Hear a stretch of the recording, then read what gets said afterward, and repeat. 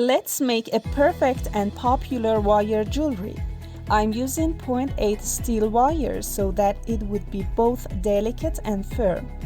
Bend it at the middle around a ring mandrel and make a tie like this.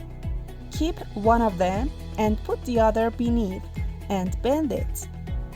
Do that again and continue it in a spiral shape. Keep going till you're satisfied with the shape.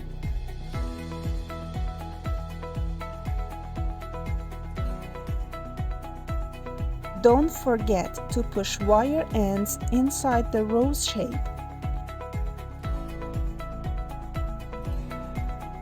It's better to roll 2 rows for the ring, especially if you use soft wire.